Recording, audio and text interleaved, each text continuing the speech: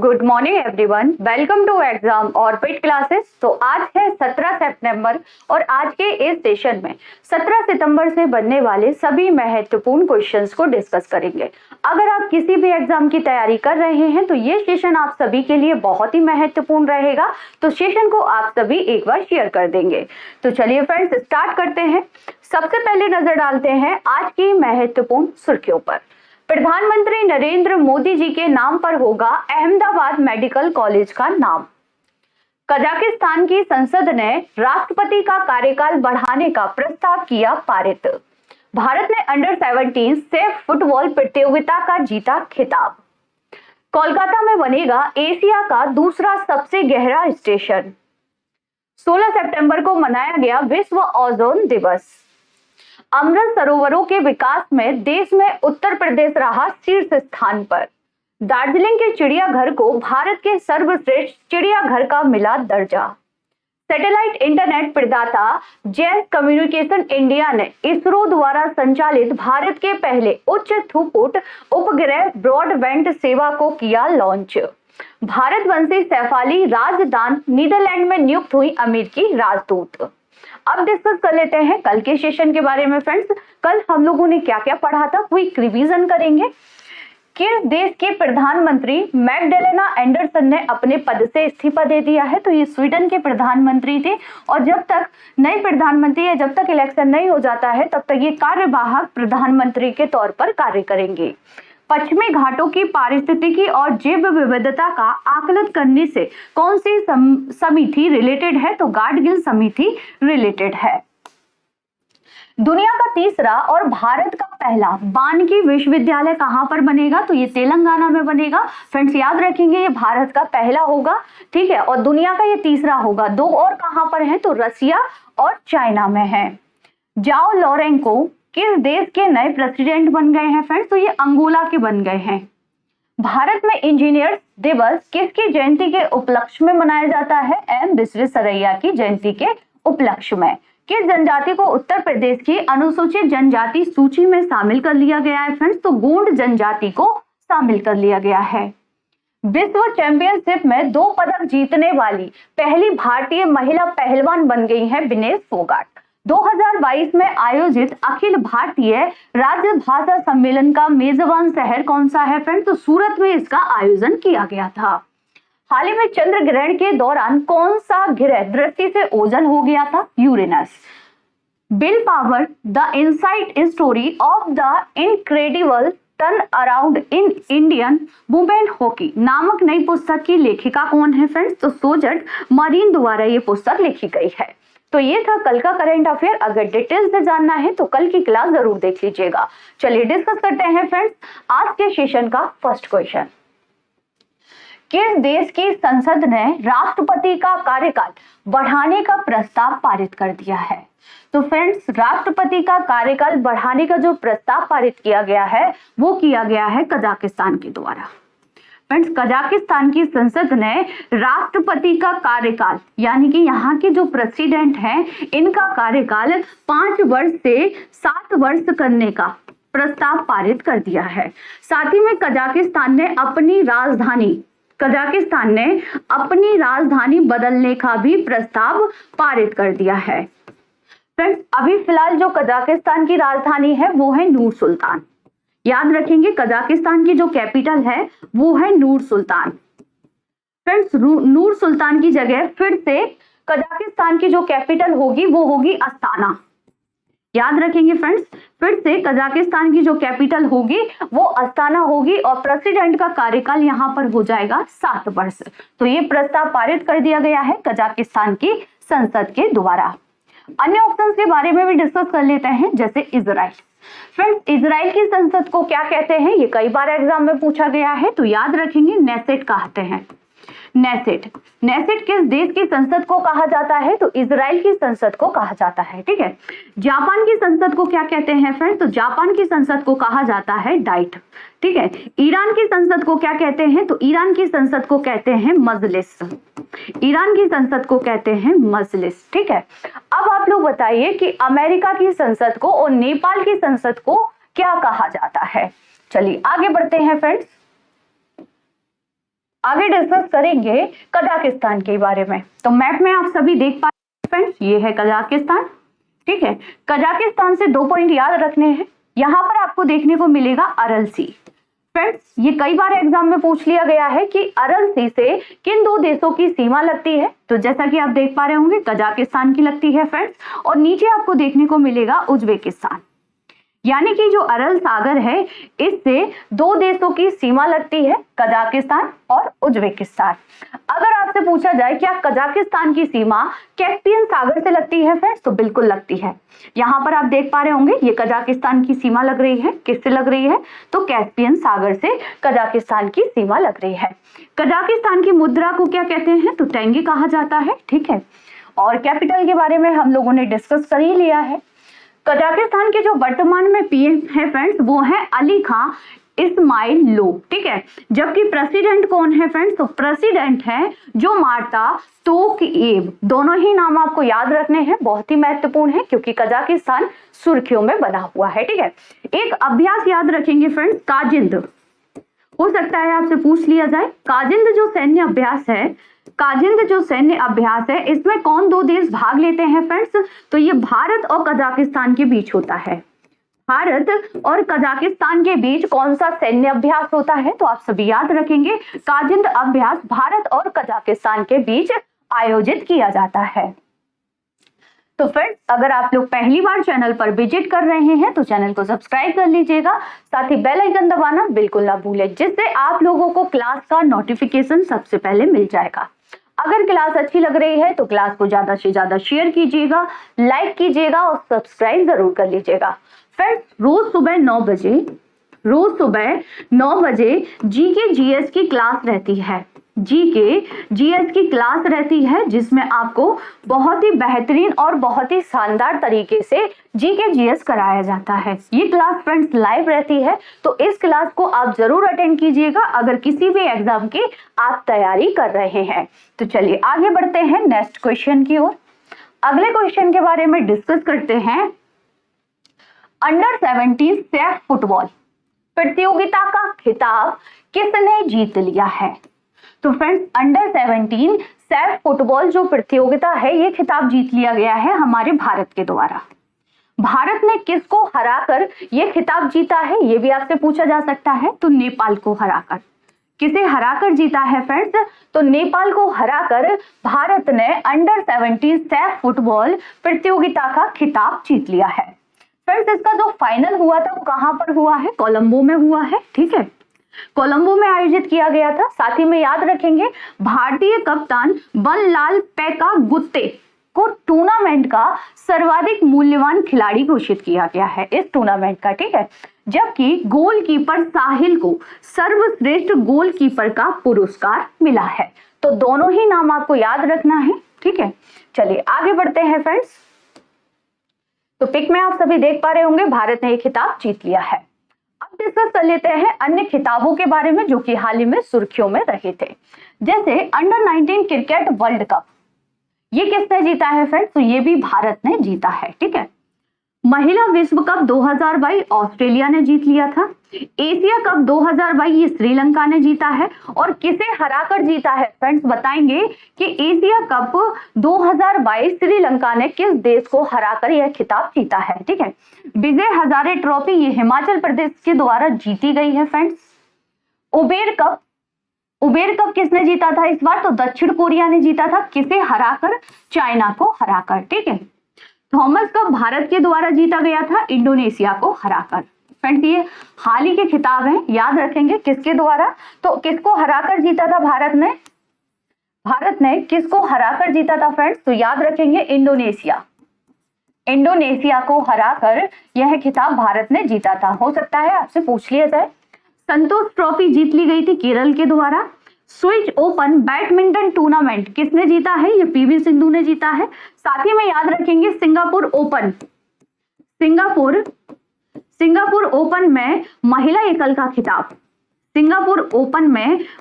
एकल का खिताब भी किसने जीता है, तो पीवी सिंधु जी के द्वारा जीता गया है। याद रखेंगे पीवी सिंधु का संबंध किस खेल से है, तो बैडमिंटन से ये रिलेटेड है। ठीक है, रणजी ट्रॉफी ये मध्य प्रदेश के द्वारा जीती गई थी महाराष्ट्र को हराकर। महाराष्ट्र को हराकर मध्य प्रदेश ने रणजी ट्रॉफी जीत ली थी। ठीक है, अब आप लोग बताइए कि पहली बार रणजी ट्रॉफी मैचों की मेजबानी कौन करने वाला है। यह हाल ही की न्यूज है, कल या परसों की क्लास में हम लोगों ने डिस्कस किया था। चलिए आगे बढ़ते हैं नेक्स्ट क्वेश्चन की ओर। अहमदाबाद मेडिकल कॉलेज का नाम बदलकर किसके नाम पर रखा जाएगा। फ्रेंड्स ये बहुत ही महत्वपूर्ण न्यूज है, आगामी परीक्षा के हिसाब से अगर इसको देखा जाए तो अहमदाबाद मेडिकल जो कॉलेज है इसका नाम बदलकर किसके नाम पर रखा जाएगा। फ्रेंड्स तो अहमदाबाद का जो मेडिकल कॉलेज है इसका अब नया नाम होगा नरेंद्र मोदी मेडिकल कॉलेज, यानी कि प्रधानमंत्री नरेंद्र मोदी जी के नाम पर रखा जाएगा अहमदाबाद मेडिकल कॉलेज का नाम। ठीक है, अन्य ऑप्शंस के बारे में भी डिस्कस कर लेते हैं जल्दी से। जैसे जनरल बिपिन रावत जो कि भारत के पहले सीडीएस थे, भारत के पहले सीडीएस, ठीक है, इनके नाम पर कहां पर एक मिलिट्री कैंप बनाया गया है फ्रेंड्स, तो अरुणाचल प्रदेश में। अरुणाचल प्रदेश में एक मिलिट्री कैंप का नाम जनरल बिपिन रावत के नाम पर रखा गया है। ठीक है, सुभाष चंद्र बोस से रिलेट कर सकते हैं। अंडमान निकोबार द्वीप समूह में एक द्वीप है रॉस द्वीप। रॉस द्वीप का नया नाम क्या कर दिया गया है फ्रेंड्स, तो रॉस द्वीप का नया नाम कर दिया गया है सुभाष चंद्र बोस। नया नाम क्या कर दिया गया है फ्रेंड्स, तो सुभाष चंद्र बोस कर दिया गया है। और रॉस द्वीप कहां पर देखने को मिलेगा, तो ये अंडमान निकोबार द्वीप समूह में आपको देखने को मिलेगा। ठीक है, मेजर ध्यानचंद से रिलेट कर सकते हैं। राजीव गांधी खेल रत्न पुरस्कार, राजीव गांधी खेल रत्न पुरस्कार, राजीव गांधी खेल रत्न पुरस्कार का नया नाम याद रखेंगे, मेजर ध्यानचंद खेल रत्न पुरस्कार कर दिया गया है। ठीक है, साथ ही में आप सभी को याद होगा मोटेरा स्टेडियम जो कि कहां पर है, गुजरात में है। दुनिया का सबसे बड़ा क्रिकेट स्टेडियम, दुनिया का सबसे बड़ा क्रिकेट स्टेडियम मोटेरा स्टेडियम, जिसका नया नाम क्या कर दिया गया है, Narendra Modi stadium.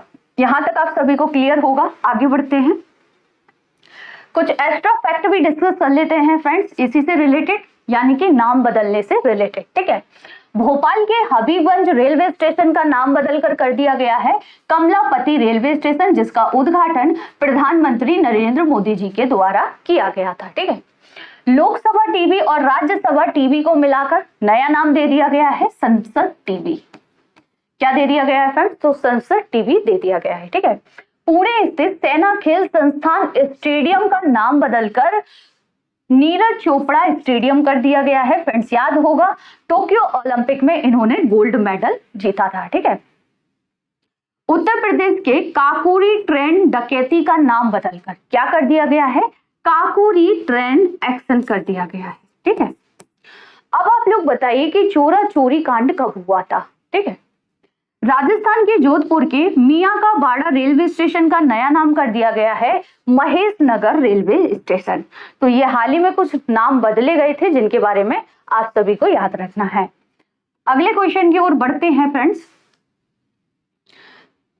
Padmaja Naidu Himalayan geological park को देश का सर्वश्रेष्ठ चिड़ियाघर घोषित किया गया है।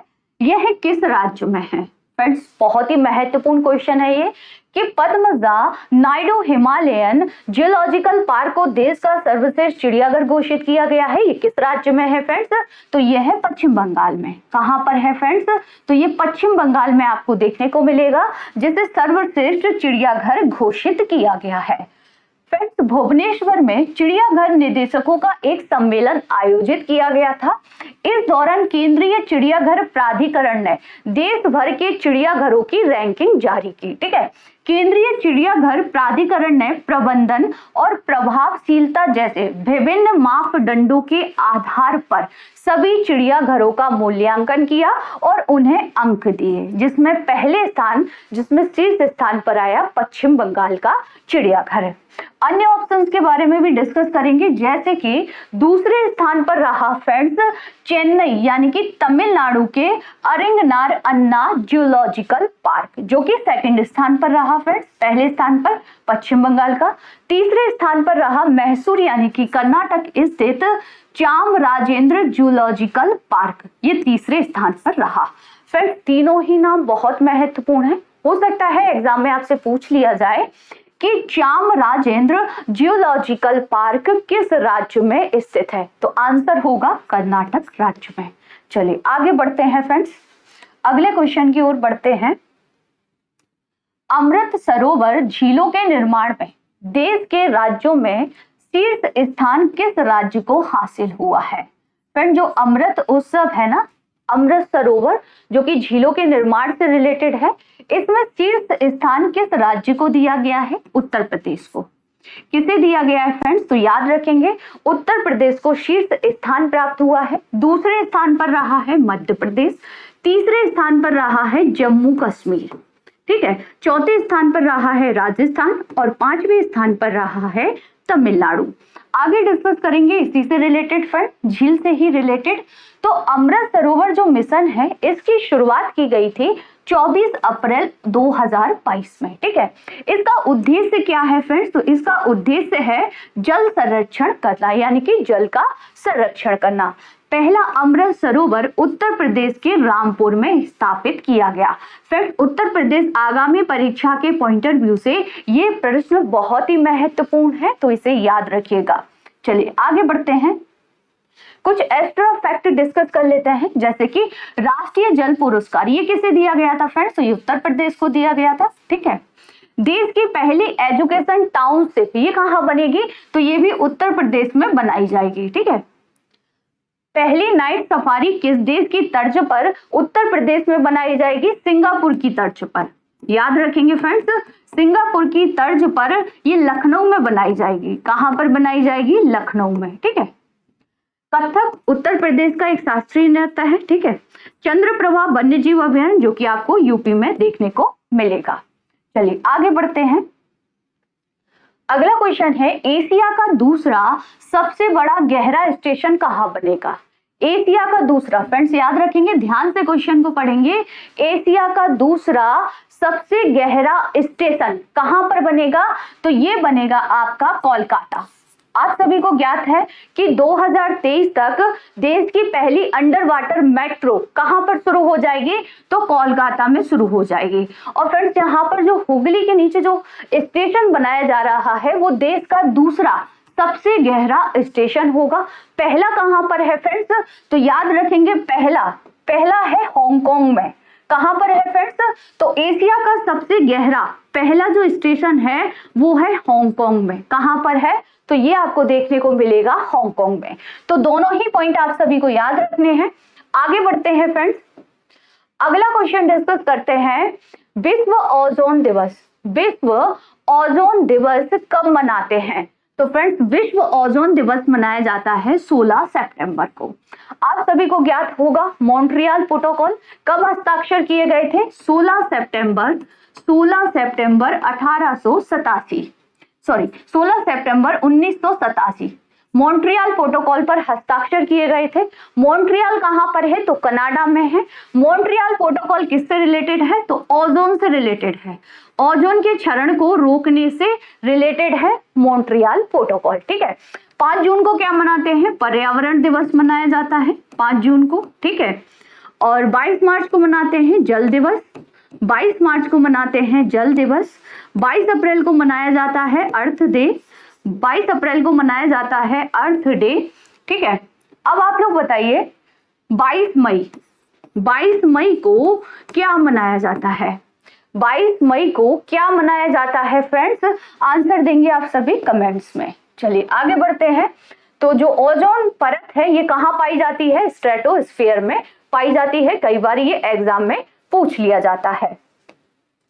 आगे डिस्कस करेंगे, मॉन्ट्रियल प्रोटोकॉल के बारे में डिस्कस कर चुके हैं। 1987 16 सितंबर 1987, ठीक है। चलिए अगला क्वेश्चन देखते हैं फ्रेंड्स, शून्य अभियान जो हाल ही में खबरों में रहा का लक्ष्य क्या है? तो फ्रेंड्स ये जो शून्य अभियान है इसका जो लक्ष्य है, शून्य अभियान का जो लक्ष्य है वो ईवी का उपयोग करके वायु प्रदूषण को कम करना। ईवी जो इलेक्ट्रिक व्हीकल होते हैं इनका ज्यादा से ज्यादा उपयोग करके वायु प्रदूषण को रोकना, ये शून्य अभियान का लक्ष्य है, ठीक है। अब ये शून्य अभियान चलाया किसके द्वारा गया था फ्रेंड्स? तो शून्य अभियान NITI Aayog, Rocky mountain institute तथा आई इंडिया दोबारा यह अभियान चलाया गया था। फ्रेंड्स ये पिछले साल चलाया गया था, इस बार इस अभियान की वर्षगांठ मनाई जा रही है, इसलिए ये सुर्खियों में बना हुआ है। ठीक है, चलिए आगे बढ़ते हैं अगले क्वेश्चन की ओर।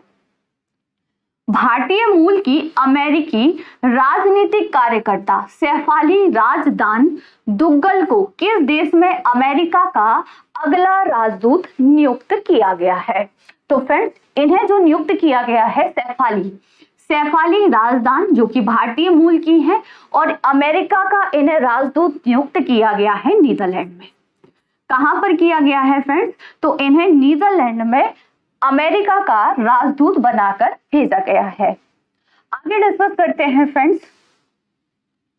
अगला क्वेश्चन है दूरस्थ के क्षेत्रों को जोड़ने के लिए जैस कम्युनिकेशन इंडिया ने किस संस्थान के सहयोग से भारत की पहली उच्च क्षमता वाली उपग्रह ब्रॉडबैंड सेवा शुरू की है? तो फ्रेंड्स ये इसरो के साथ मिलकर की गई है। किसके साथ मिलकर की गई है फ्रेंड्स? तो इसरो के साथ मिलकर ये सेवा शुरू की गई है, और इसका उद्देश्य क्या है फ्रेंड्स?